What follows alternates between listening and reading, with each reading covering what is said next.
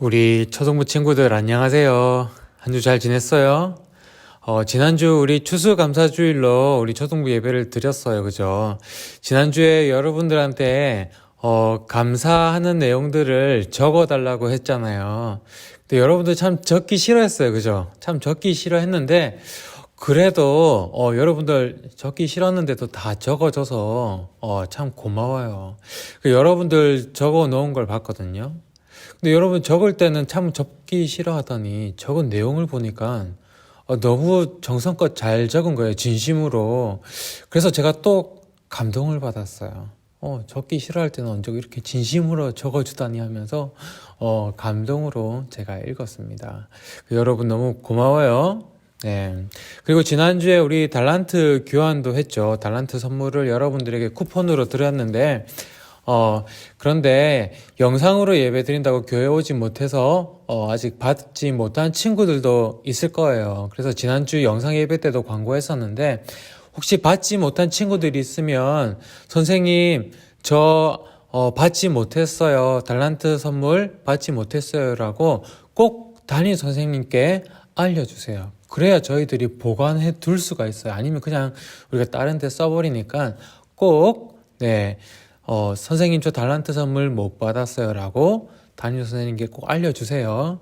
아니, 다음 주까지 아무도 없으면 그 선물은 날아가 버리니까 꼭 알려주시길 바래요. 그리고 한 가지 더 광고가 있어요. 그게 뭐냐면 지금 초등부 이 영상 예배를 몇 명이나 드리고 있는지 조사를 하려고 하거든요. 지금 1단계가 꽤 오래 지속되니까 지금 현장 예배에 꽤 많은 친구들이 나와요. 거의 다 나오고 있는데 그래서 지금 영상 예배를 드리는 친구들이 몇 명 없을 것 같아요. 그래서 몇 명이나 드리고 있는지 조사를 하는 중이니까 이 영상 예배를 드리는 친구들은 영상 예배 캡처를 하든지 아니면 인증샷을 찍든지 얼굴 찍는 게 너무 부끄러우면 얼굴 안 찍어도 돼요. 그냥 예배 드리고 있는 그 모니터 화면만 이렇게 찍어도 되니까 인증샷을 선생님께 꼭 보내주세요. 그래야 출석 인정도 되고 또 몇 명이나 드리고 있나 조사를 할 수도 있어요. 그래서 만약에 여러분들이 인증샷이 아무도 없는 채로 2주간이 지난다면 지금 영상 예배를 아무도 드리고 있지 않구나 라고 판단하고 이 영상은 더 이상 제공하지 않을 예정이에요. 1단계, 거리두기 1단계에서는 또 그 위로 또 2단계가 되거나 하면 또 영상을 제공하겠지만 1단계에서 인증샷이 아무도 없다면 더 이상 영상을 제공하지 않을 거니까 혹시나 영상 예배 드리고 있는 친구들은 꼭 인증샷 보내줘야 돼요. 알겠죠? 꼭 해주기. 그러면 자 오늘도 우리가 하나님께 마음을 열고 초등부 예배를 드리도록 하겠습니다. 이 시간 나는 예배자입니다. 우리 이 찬양 다 알죠? 우리 이 찬양 부르면서 함께 하나님께 우리의 마음을 드리고 초등부 예배를 시작하도록 하겠습니다.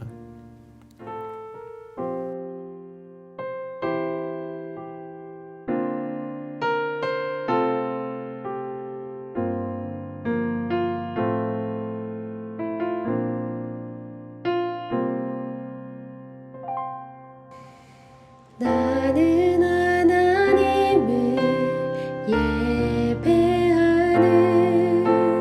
예배자입니다.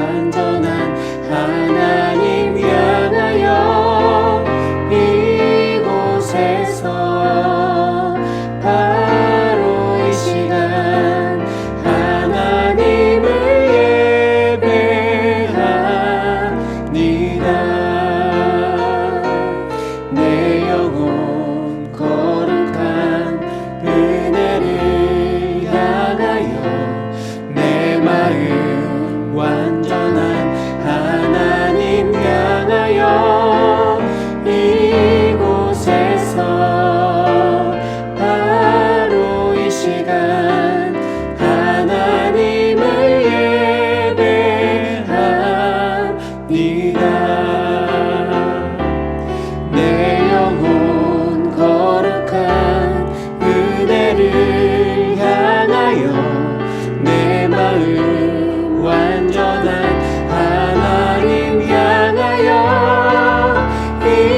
이곳에서 바로 이 시간 하나님을 예배합니다. 이곳에서 바로 이 시간 하나님을 예배합니다.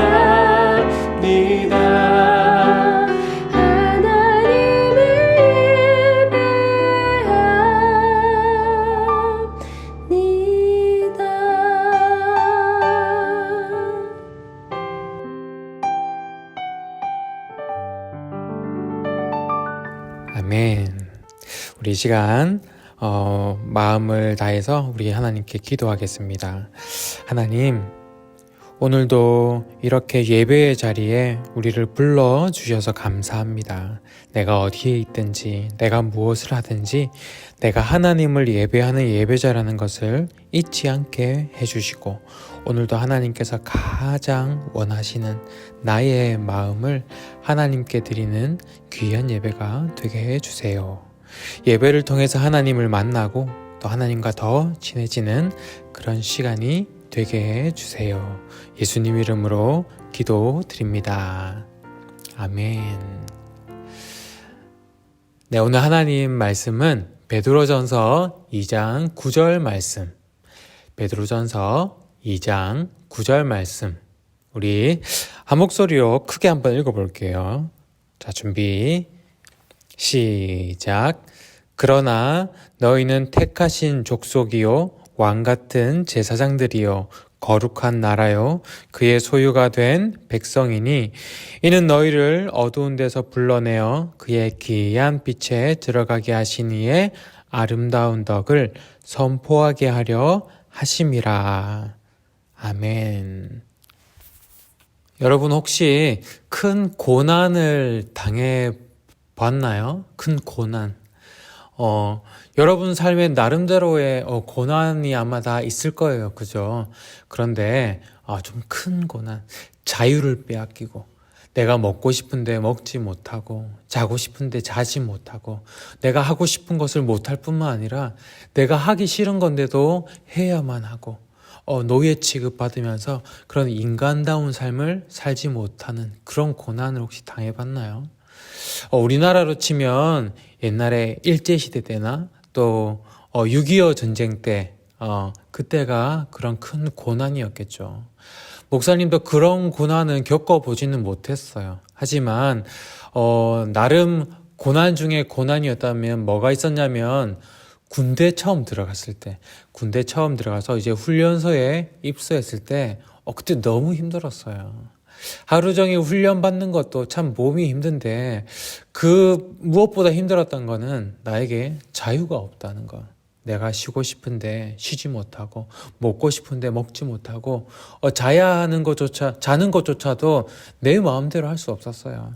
24시간 하루 24시간 동안 오로지 교관들의 말에만 따라야 했어요. 그런데 그 교관들은요 우리를 존중해 주지 않아요.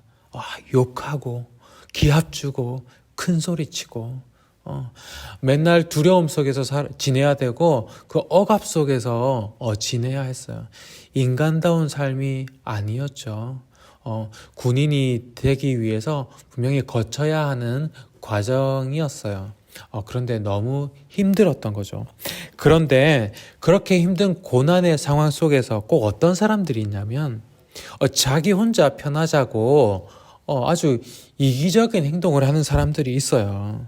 우리 군대에서 단체 기합을 받고 있는데 혼자 막 편하자고 요령을 피는 거예요.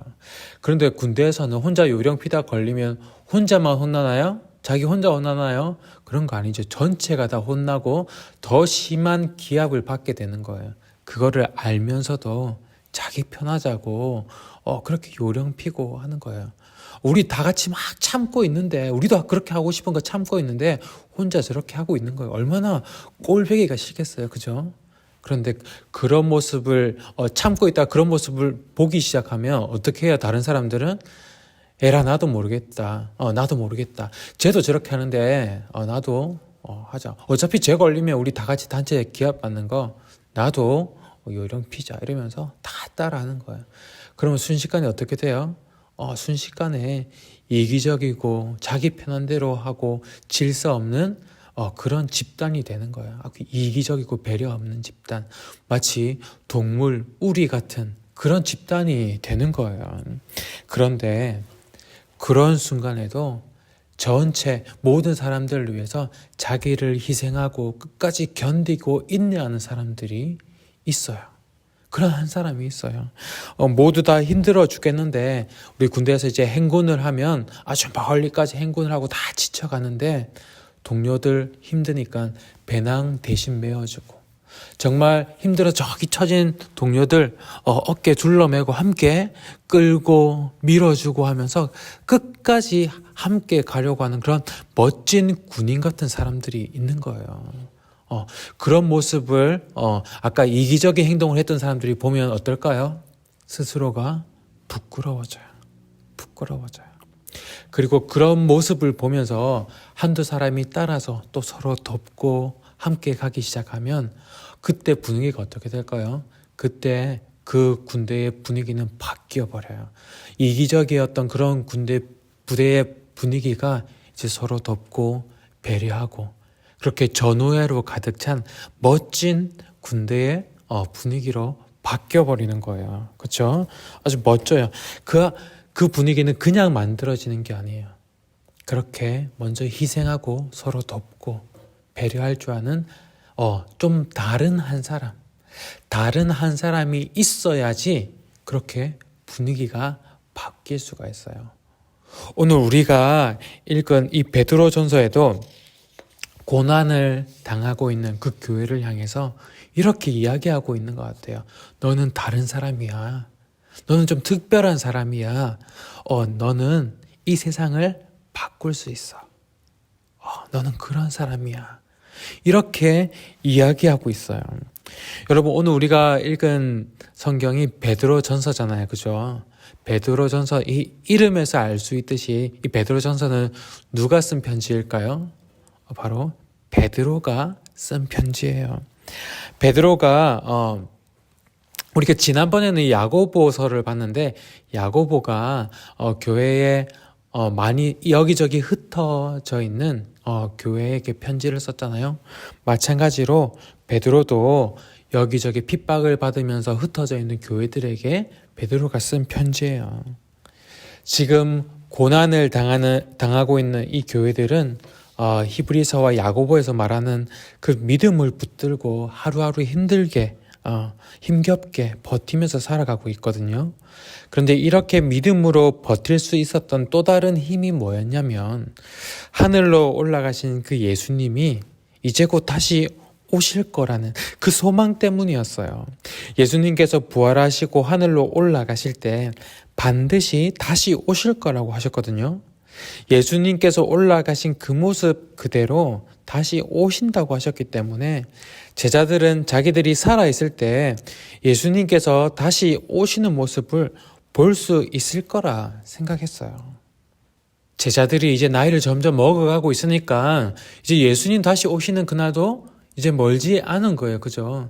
이제 예수님께서 오실 거니까 그거를 기다리면서 인내하며 살아가고 있는 거예요. 예수님께서 오시기만 한다면 이제 이 모든 문제들은 다 해결해 주실 거니까. 그렇게 하루하루 버티면서 그 소망 붙들고 살아가고 있었던 거예요. 그런데 기다리고 기다려도 예수님께서 오시지 않아요. 교회를 향한 박해는 날로 더 강해지고 그러다 보니까 나 하나 살겠다고 종교를 바꾸는 사람들도 생기고 또 교회의 정보를 팔거나 저 숨어있는 사람들의 장소를 알려주는 이기적인 사람들도 막 생기는 거예요. 그러다 보니까 점점 더 버티기가 힘들어지고 믿음마저 잃어버릴 위험에 처하게 된 거예요. 그래서 베드로는 그 흩어진 여러 교회들을 위로하고 격려하고 또 힘을 주기 위해서 또 이렇게 편지를 쓴 거예요. 예수 그리스도의 사도 베드로는 고향을 떠나 본도, 갈라디아, 갑바도기아, 아시아, 비두니아에 흩어져 살고 있는 하나님의 선택된 백성에게 이 편지를 씁니다. 베드로는 이 편지에 어떤 내용을 적었을까요? 오늘 우리가 읽었던 본문 말씀, 베드로는 교회를 향해서 이렇게 적었어요. 우리 다시 한번 읽어볼까요? 그러나 너희는 택하신 족속이요 왕같은 제사장들이요 거룩한 나라요 그의 소유가 된 백성이니 이는 너희를 어두운 데서 불러내어 그의 기이한 빛에 들어가게 하시니에 아름다운 덕을 선포하게 하려 하심이라. 베드로는 그들에게 뭐라고 얘기했어요? 택하신 족속이라고, 왕같은 제사장이라고, 거룩한 나라라고, 하나님의 소유가 된 백성이라고 이야기합니다. 너희는 다른 사람이라는 거예요. 어떤 사람은 고난을 받는 상황이 되면 아주 힘이 들고 판단력도 흐려지기 때문에 이기적으로 행동할 수가 있어요. 나 하나 살겠다고 다른 사람이 피해 보든지 말든지 그냥 자기 좋을 대로 행동하고 그렇게 불법을 행하기도 하고 그럴 수 있어요. 하지만 너희는 다른 사람이라는 거예요. 하나님의 백성이래요. 왕 같은 제사장이래요. 지금까지는 그냥 하루하루 버티기만 했어요. 왜? 그냥 예수님 오시면 다 해결해 주실 거기 때문에 이 상황을 바꿔보려고, 이 분위기를 바꿔보려고 아예 생각도 안 했어요. 그냥 예수님 오시기만을 하루하루 기다리고 버티고 그렇게만 살았어요. 그런데 베드로는 이렇게 이야기하는 거예요. 아니야. 너희는 다른 사람이야. 너희는 특별한 사람이야. 너희는 왕같은 제사장이고 하나님의 백성이고 택하신 족속이야. 너희는 지금 이 상황을 바꿀 수 있어.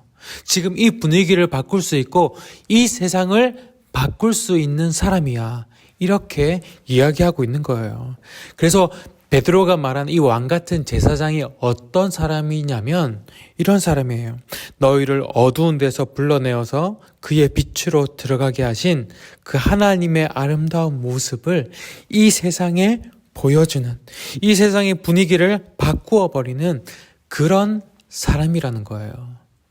군대에서 훈련으로 다들 힘들어가지고 다들 이기적으로 행동할 때 그때 다른 동료들을 도와주고 희생해주는 그 다른 한 사람이 그 부대의 분위기를 완전히 바꿔놓은 것처럼 지금 교회가 혼란스럽고 서로가 서로를 의심하고 예민하고 지금 이때에 이 교회의 분위기를 바꾸고 이 세상의 분위기를 바꾸올 수 있는 그 다른 한 사람이 바로 너희들이다. 너희는 특별한 사람이다. 그렇게 베드로는 이야기하고 있는 거예요. 그리고 그런 사람은 어떻게 살아가는지를 더 자세하게 편지에 적어놨어요. 여기 보면 세상의 종말이 가까워 오고 있습니다. 마음을 깨끗이 하고 침착하십시오. 그리고 정신을 차려 기도하십시오. 무엇보다도 서로를 깊이 사랑하십시오. 사랑은 다른 사람의 허물과 죄를 덮어줍니다.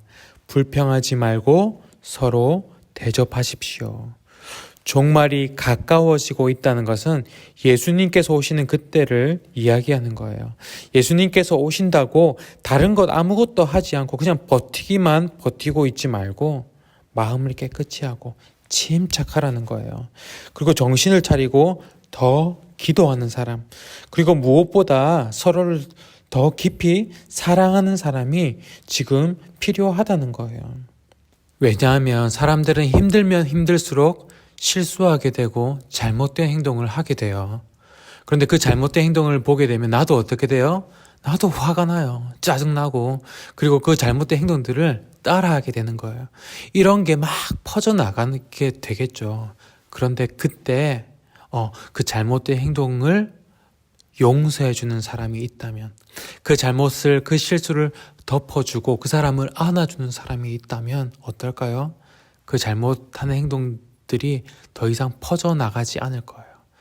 그것을 덮어주고 용서해주고 안아주는 그것이 뭐냐면 바로 사랑이에요. 그래서 깊이 사랑하라고 하는 거예요.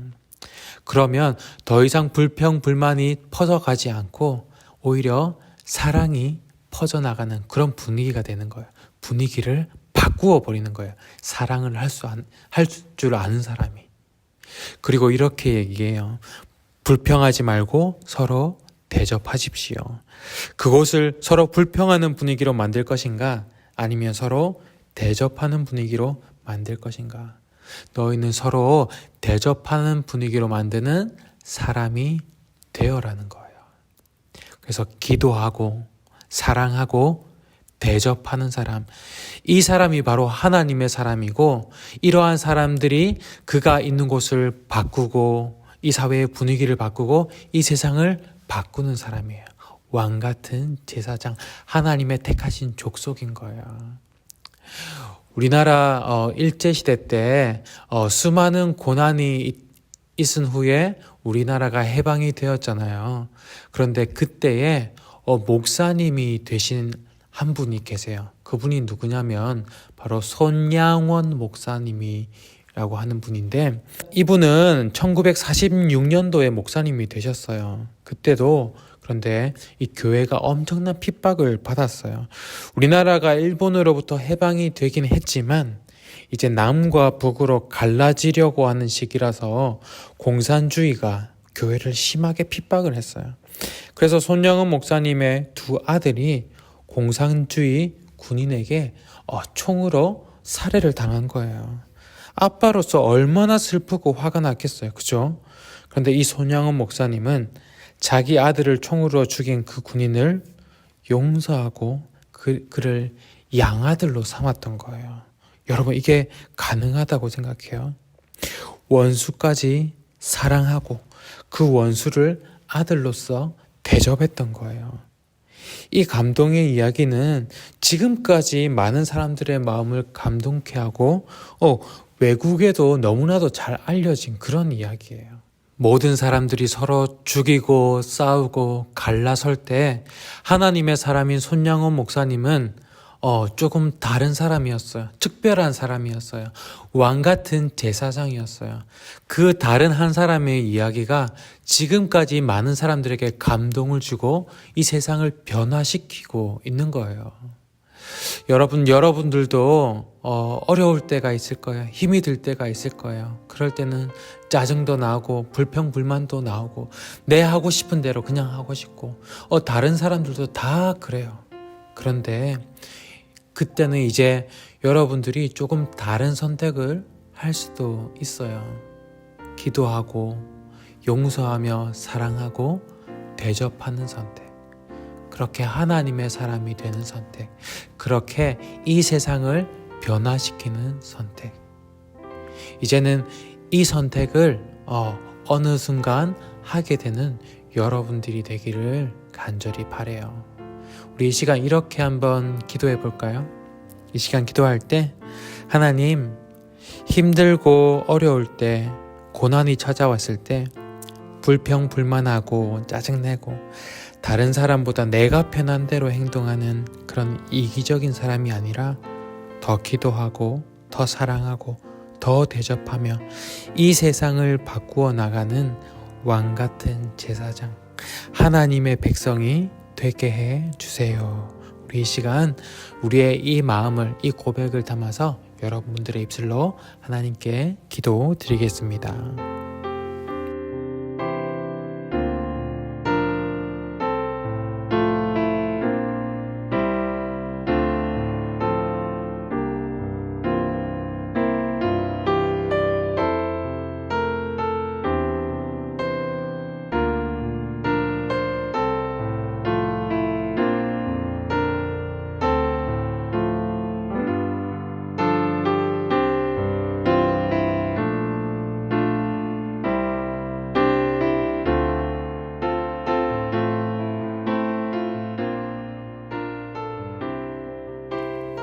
하나님, 오늘도 이 말씀을 통해서 우리가 어떤 사람인지 알게 해주셔서 감사합니다.